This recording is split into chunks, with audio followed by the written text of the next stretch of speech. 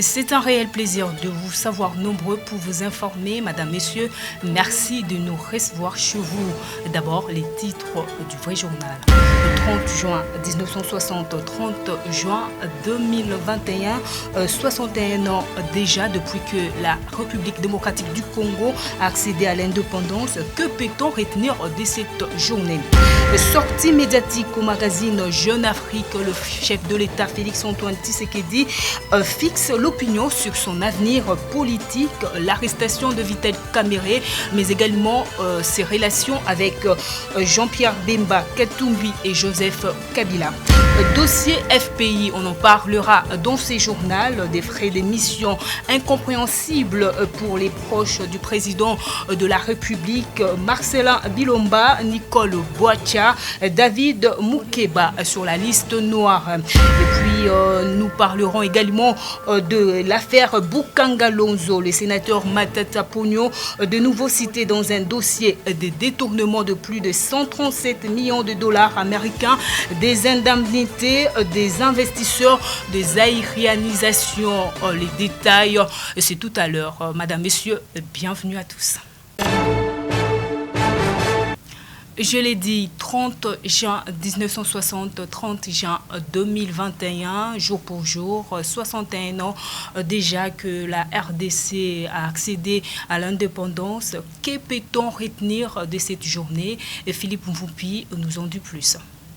Le 30 juin 1960, la République démocratique du Congo accédait à l'indépendance avec Patrice Lumumba à la primature et Joseph Kasavubu à la présidence de la République. Le jeune pays célébrait alors une grande étape de son histoire, si paradoxalement un jour de liesse. La proclamation de cette indépendance marque le début de la descente aux enfers de l'ex-Congo belge, célébrée en grande pompe à la cathédrale Sainte-Anne à la séance solennelle qui s'éteint juste après l'office religieux dans la grande salle du palais de la Nation, où Baudouin Ier, le roi belge, rendu hommage à l'œuvre conçue par le génie du roi Léopold II et continué avec la persévérance de la Belgique. L'allocution suivante, prononcée par Joseph Kasavubu, le chef du nouvel État congolais, fut en revanche ressentie comme une offense par les nationalistes congolais, à commencer par leur chef de file, le premier ministre Patrice Emery Lumumba. Au lieu de célébrer l'émancipation de son peuple, le président de la République rendit un hommage appuyé à l'ancienne métropole, incitant le chef du gouvernement à intervenir alors que le protocole ne l'y avait pas invité. Il est 11h35 lorsque Lumumba s'élance dans une diatribe que l'ancien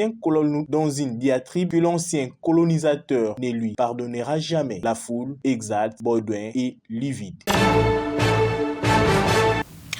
À cette occasion, Martin Fayulu Madidi, président de l'ECD, s'est adressé à la nation. Jocelyne Luanga a posé les jalons qui feront du Congo un pays fort, digne et prospère à la dimension de ses ressources et de sa position au cœur de l'Afrique.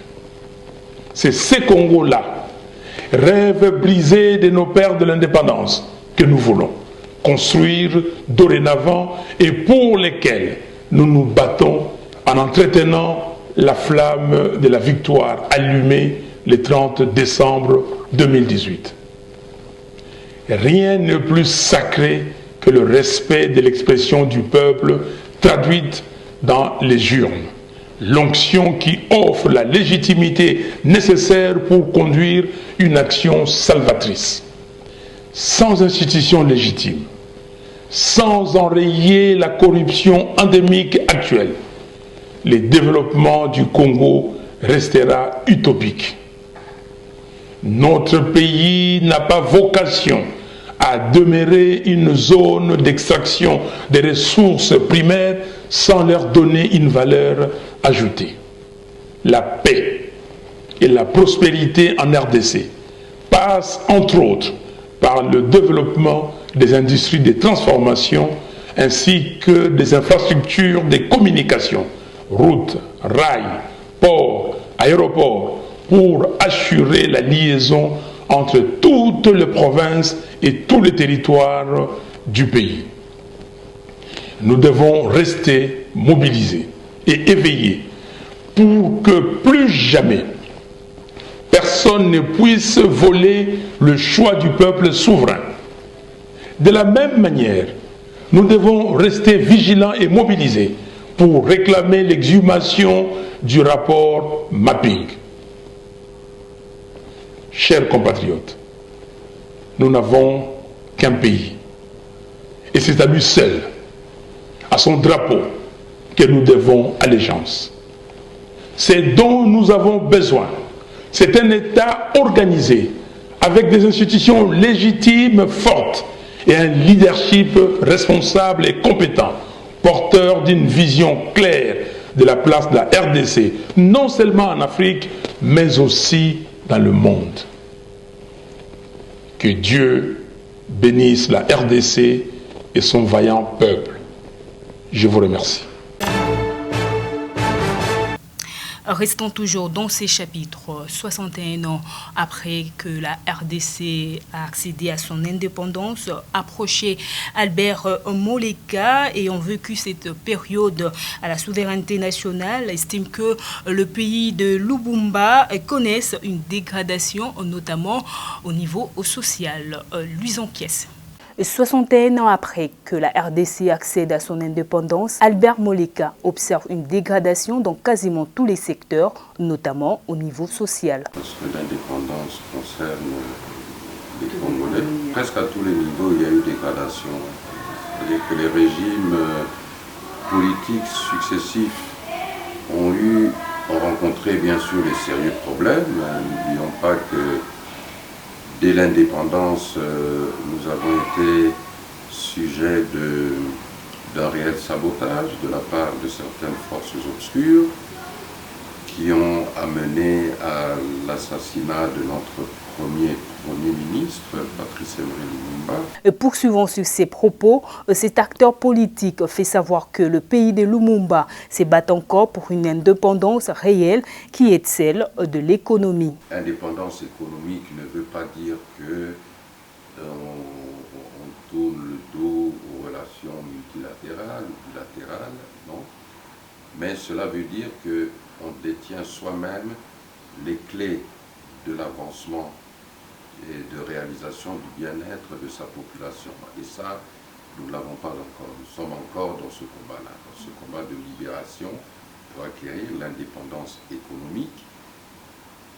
Et c'est à partir de l'indépendance économique que aussi l'indépendance culturelle, l'indépendance scientifique, etc. Faisons d'une pierre deux coups. En rapport avec cette guéguerre entre la Fédération des entreprises du Congo et les gouvernements, cet ancien directeur de cabinet d'Étienne Tshisekedi plaide pour un véritable dialogue entre ces deux parties. Je crois que la FEC demande que l'on revienne au dialogue. Parce que le dialogue doit toujours exister entre le gouvernement et les entrepreneurs. Personnellement, en tant qu'opérateur économique, je peux vous dire que ça ne sert à rien pour un gouvernement de vouloir imposer des prix et en même temps vouloir l'amélioration du climat des affaires. Le gouvernement doit surveiller et encadrer bien sûr les prix. Là, s'il y a des opérateurs qui, injustement ou sans raison valable, augmentent les prix, là, il faut sévir. Et il y a des lois, il y a des règles, il y a des règlements pour cela. Mais décréter et imposer unilatéralement des prix aux entrepreneurs, ça ne marchera pas. Puisque si l'entrepreneur ne se retrouve pas dans son chiffre d'affaires, dans son bénéfice, soit il ferme la porte, soit, comme vous avez la loi de l'offre et de la demande, il ne va plus importer comme avant, en quantité, donc ces biens-là seront en moindre quantité sur le marché et les prix vont encore augmenter. De son côté, Robert Ngambi, cadre du PALU, estime que les conditions d'existence posent encore problème en République démocratique du Congo. Luison Kies. Bon, il faut dire que l'indépendance elle-même est un changement de statut. Avant 1960, le 30 juin, on était colonisé. Et donc, le système qui était mis en place, dominé par une discrimination, peut-être en termes d'infrastructure, Mais comme être humain dans votre dignité, dans votre droit à la liberté, ces droits ne vous étaient pas reconnus. Et donc la discrimination raciale vis-à-vis d'une autre race, la race blanche qui nous colonisait, était permanente. Et donc l'indépendance est venue premièrement vous donner le statut de citoyen libre, bénéficiant le droit au même titre que le Belge qui vous a colonisé. Notre gouvernance depuis 1960 a posé de sérieux problèmes en termes de respect de la légalité, de la légitimité. Vous le savez que 2 mois tout simplement, le gouvernement qui avait obtenu la légitimité du peuple a été démis de ses fonctions en installant un gouvernement de fait qu'on a appelé les commissaires généraux. Il y a eu des sécessions, vous avez des rébellions, vous avez des coups d'État. Vous avez une longue transition de 16 ans. Pendant la transition, c'est une période précaire. Il n'y a pas un programme de développement, il n'y a pas de politique publique bien planifiée. C'est cette trajectoire-là a fait qu'aujourd'hui, les conditions d'existence posent encore problème pour répondre aux besoins de première nécessité. L'alimentation, l'habitat, le transport, les infrastructures posent encore les problèmes au niveau du Congo.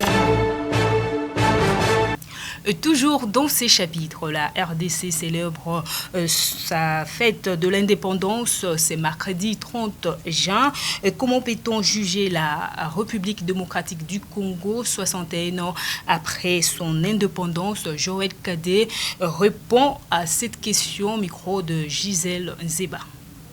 L'indépendance est un processus. Nous avons eu l'indépendance politique, mais cette indépendance politique nous a conduit exactement à ce que, au lieu d'avoir des Blancs comme colonisateurs, nous avons eu des Congolais qui ont colonisé les autres Congolais.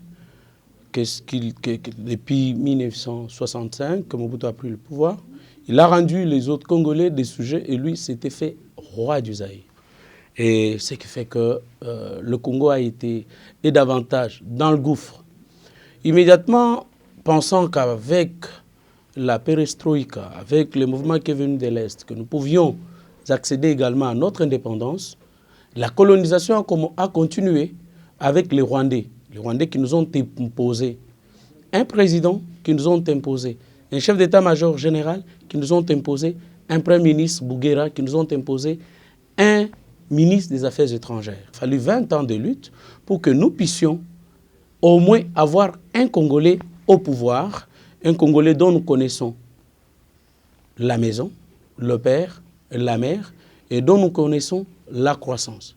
Il lui a fallu 2 ans pour maîtriser certaines méandres qui ont été instaurées dans ce pays, notamment l'infiltration, qui a pratiquement dénaturé notre système immunitaire.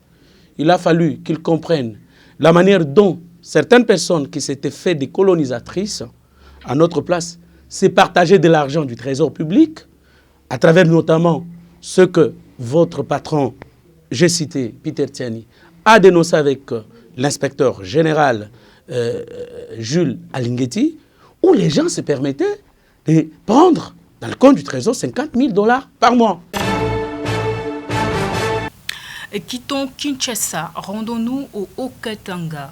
Construire les infrastructures de base, améliorer les sociales et assurer la sécurité, c'est le but du gouverneur Jacques Kiaboula Katoué. Les Louchois interrogés ce matin du 30 juin parlent des routes et de la stabilité du prix de la farine de maïs. Gisèle Nzeba. Indépendance, tcha-tcha, 30 juin 1960, 30 juin 2021, voilà 61 ans, jour pour jour, depuis que la République démocratique du Congo a eu son accession à la souveraineté nationale et internationale. À ce sujet, les Hauts-Katangais en général gardent dans leur mémoire une image positive de cette fête nationale au regard du bilan dressé dans tous les domaines de la vie active. Avant, les Hauts-Katanga avaient des routes, mais celles qui sont construites aujourd'hui sont meilleures. Voilà le propos d'un Louchois qui a par la même occasion salué l'action du troisième gouverneur élu de l'histoire du Haut-Katanga, Jacques Kiaboula Katoué, dans le domaine des infrastructures. Bon, quand on regarde sa journée, aller au jour d'indépendance. Quand nous regardons aujourd'hui, à l'occasion de la commémoration de l'indépendance du pays, nous voyons un changement. Les routes sont réhabilitées. Nous félicitons le gouverneur pour son action. Quand vous regardez les routes d'avant et les routes d'aujourd'hui, vous remarquez une nette différence.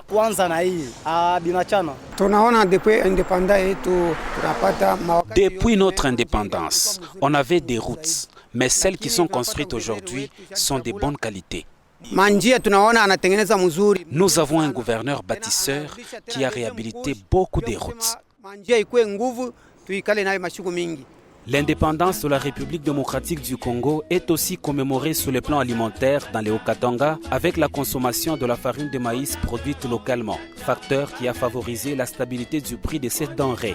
Pour tous les Haut-Katangais, le mérite revient à Jacques Kabula Katwe, non seulement parce qu'il a compris, mais aussi parce qu'il a matérialisé la vision du chef de l'État, Félix-Antoine Tshisekedi Tshilombo. Je félicite le gouverneur. Quand il est arrivé, le prix de la farine de maïs était très élevé. Avec ces stratégies, aujourd'hui, le prix a été stabilisé. Je peux dire au gouverneur qu'il a bien fait, car la farine Medino Katanga est d'une bonne qualité. Avant qu'il ne soit à la tête de la province du Haut-Katanga, nous avons acheté cette même farine à 80, 75 et 65 000 francs congolais. À travers la vision de l'union sacrée de la nation telle qu'initiée par le président de la République, le gouverneur Jacques Kabula Katwe conduit le Haut-Katanga vers son développement total.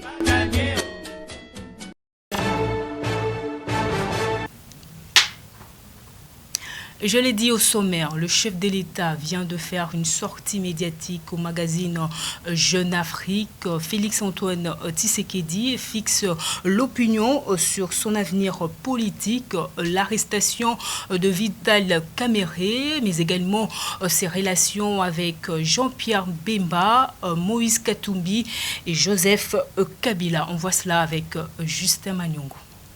Au cours d'une interview accordée au magazine Le Jeune Afrique, le président congolais Félix Tshisekedi révèle qu'il briguera bel et bien un deuxième mandat en 2023, étant donné que l'actuelle constitution lui donne ses droits, et aussi qu'il a une vision qu'il veut concrétiser au cours du second mandat. Concernant l'accord de Nairobi qui garantissait l'alternance entre lui et Kamerhe au sommet de l'État 2023, le chef de l'État congolais souligne qu'il s'était déjà mis d'accord avec Kamerhe sur un second mandat pour lui et que Vital Kamerhe était prêt à s'y effacer. Il n'y a pas l'ombre d'une discordance entre Vital Kamerhe et moi, martèle-t-il. Renchérissant ses propos sur Kamerhe, l'homme assure comprendre les revendications de l'Union nationale congolaise sur le fait que lui ne soit pas intervenu dans l'arrestation de leur président national. Mais cependant, tout de suite, il souligne qu'il ne tient pas par principe à influencer la justice. Cependant, Pachi prévient, il y a quelques irresponsables au sein du parti de Kamerhe qui jouent avec le feu. Et à Félix de souligner, je n'ai fait aucun calcul ni manipulé personne pour que Kamerhe soit jeté en prison. S'agissant de Bemba et Katumbi, les patrons de l'Union sacrée soulignent qu'il sait que ces deux acteurs politiques peuvent être des futurs adversaires 2023. Cependant, Fachi souligne que cela ne les gêne pas, surtout si les règles sont seulement respectées. Pour finir, Félix Tshisekedi révèle qu'il garde de bonnes relations avec Joseph Kabila. Et d'ailleurs, c'est en accord avec lui qu'il dit qu'à peine est même libéré. Dossier FPI, on en parle dans ce journal. Des frais d'émission incompréhensibles pour les proches du président Tshisekedi, Marcelin Bulomba, Nicole Boitia, David Moukeba sur la liste noire. Suivez. Le problème, c'est que dans la bagatelle, somme dépensée pour cette mission de 10 jours pour le cadre et expert du FPI, plus de 100 000 $. On retrouvait la qualité de certains bénéficiaires qui suscitent des interrogations. Dans la rubrique frais d'émission et frais de représentation, au-delà de mandataires, de cadres du FPI, des consultants. Il y a également de frais d'émission payés par le FPI à 3 conseillers principaux du chef de l'État. Question, pourquoi ces derniers doivent-ils être en charge du FPI alors qu'ils sont censés de travailler pour le président de la République, encore que le précité, tout comme l'ancien Dirkab AI et le ministre de l'Industrie, figurent encore sur une autre liste de paiements qui, elle, peut bien se justifier parce que étant seule de la prime du comité de pilotage chargé du suivi du programme de désenclavement et des connectivités des provinces du Grand Kasaï à la ville de Kinshasa et la province du Congo central. La question qui demeure est ainsi celle de savoir pourquoi de membres du cabinet du chef de l'État en mission officielle dans la suite du président de la République doivent se faire payer la mission auprès d'une entreprise publique, fut-elle à la manœuvre pour la mise en œuvre en urgence de quelques infrastructures structurantes en appui au programme présidentiel accéléré de lutte contre la pauvreté et les inégalités. Il est donc l'heure que le changement tel que l'impulse le chef de l'État appelle à des conduites exemplaires et aucun citoyen n'est exempté. La lutte acharnée que mène Félix Tshisekedi et l'actuel gouvernement pour inverser l'ampleur réelle de la gestion des finances publiques dans tous les secteurs de la vie suppose l'exigence de l'éclairage, mieux des redevabilités pour chaque centime du contribuable congolais dépensé. Après avoir échappé à l'affaire Boukangalonzo, Matata Pognon, de nouveau cité dans un dossier détournement de plus de 137 millions de dollars américains, des indemnités des investisseurs de aérianisation. Philippe Mvoupi pour plus de détails. Après avoir été sauvé par un vote au Sénat contre sa poursuite, Augustin Matata fait l'objet d'un autre réquisitoire au bureau de la Chambre haute où il est poursuivi d'un détournement de plus de 137 millions de dollars américains de l'indemnisation des dommages causés sur les investisseurs étrangers lors de la zaïanisation du président Mobutu. Les faits remontent depuis 2011, à l'époque ministre des Finances, ensuite en 2013 comme Premier ministre. Pendant ces périodes, il a signé plusieurs protocoles d'accord avec ceux qu'il a appelés les anciens propriétaires italiens, portugais, juifs, grecs et autres biens zaïanisés. Devenu Premier ministre, Matata ordonne les paiements des dettes de ses propriétaires alors que, d'après des enquêtes menées par le procureur près la Cour constitutionnelle à la direction de gestion de la dette publique, DGDP, on n'y trouve aucun dossier sur ce paiement. Saisi par le bureau du Sénat, Matata demande un délai d'une semaine, certainement, pour rassembler ses éléments de défense. Autre chose, dans son discours à la clôture de la session au Sénat, le président de la Chambre haute du Parlement, Bahati Lukwebo, a dévoilé la recette de l'Union sacrée pour obtenir les glissements des élections en 2023. Gertrude Ololo. Dans son discours à la clôture de la session au Sénat, le président de la Chambre haute du Parlement a dévoilé la recette de l'Union sacrée pour obtenir les glissements des élections en 2023. Pour matérialiser ces stratagèmes machiavéliques de conservation du pouvoir, Modeste Bahati préconise les recensements avant les élections de 2023 et l'organisation des élections locales avant la présidentielle et les législatives. Il n'ignore pas que le gouvernement n'a pas encore donné les moyens à l'ONU pour que cette opération ne perturbe pas l'organisation dans le délai. Et dans la logique du glissement, comme Bochab et Loumanou avaient tenté sous Kaby à Béni, le chef de l'État a annoncé les couleurs de l'organisation du recensement. Dans le même registre, Bahati estime par ailleurs que la future CENI devra présenter un calendrier qui accorde la priorité aux élections locales. Une manière intelligente pour le président du Sénat de retarder la présidentielle afin d'obtenir une prolongation du bail de l'actuel locataire du Palais de la Nation. L'histoire est un éternel recommencement, dit-on. Le même schéma imaginé par l'ex-majorité pour obtenir les glissements de Joseph Kabila n'avait pas marché suite à la résistance d'une bande franche de forces sociales et politiques. Avec l'actuelle détérioration sociale, Bahati réunit les ingrédients pour un cocktail détonnant dans un pays confronté déjà à une crise sociale. Hausse de prix, on en parle dans ces journaux. Le ministre de l'économie, Jean-Marie Kalumba, craque.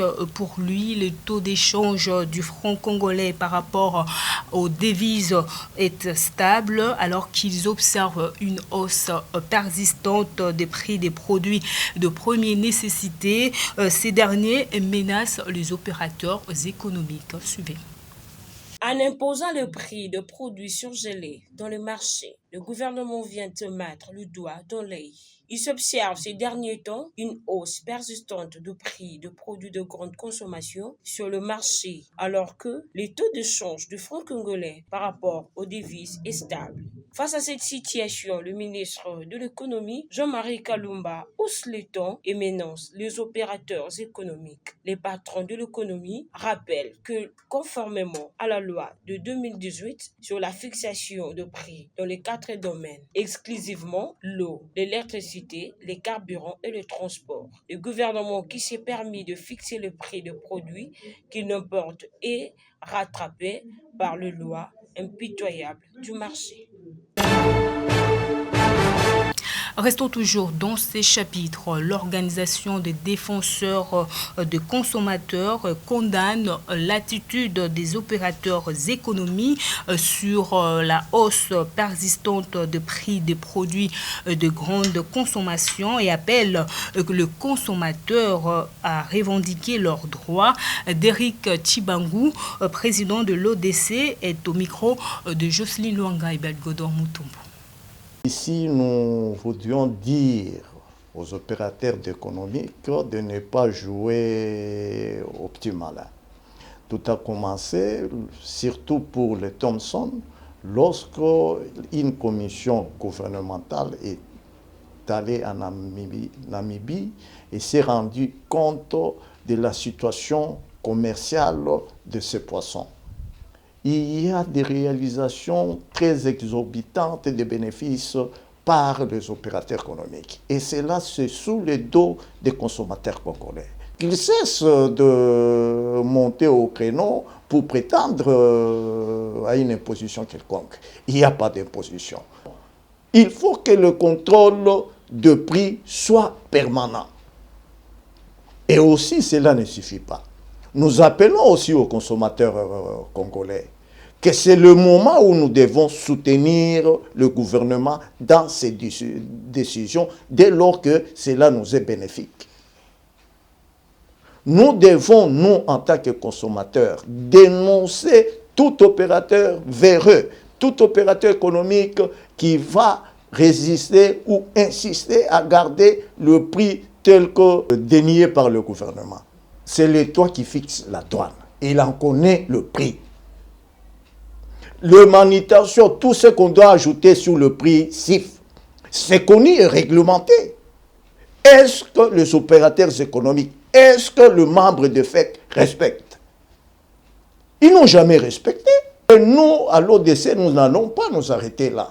Nous sommes en train même d'envisager à ce qu'on puisse organiser une marche afin de soutenir le gouvernement par rapport à cette situation et aux besoins, au cas où des opérateurs économiques ne vont pas s'exécuter, qu'on puisse procéder à la réquisition de marchandises, le vendre.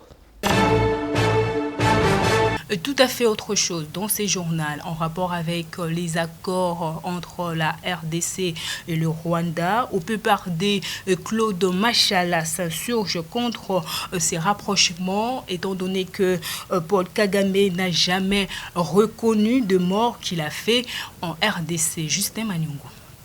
S'agissant des accords, je dis qu'il y a un flou, c'est tellement ésotérique. Il n'y a que les initiés, c'est-à-dire les minéraux sont congolais, la raffinerie est rwandaise, elle raffine, elle exporte. Et vous contactez de demeurer creuseur. Il y a Anguille sous roche.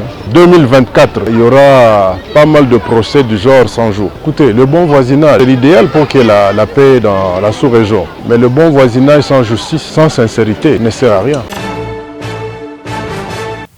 Restons toujours dans ces chapitres. Pour sa part, Prince Epenge, communicateur de l'Amouka, estime que Félix-Antoine Tshisekedi a vendu les richesses des Congolais concernant les accords signés entre la RDC et le Rwanda.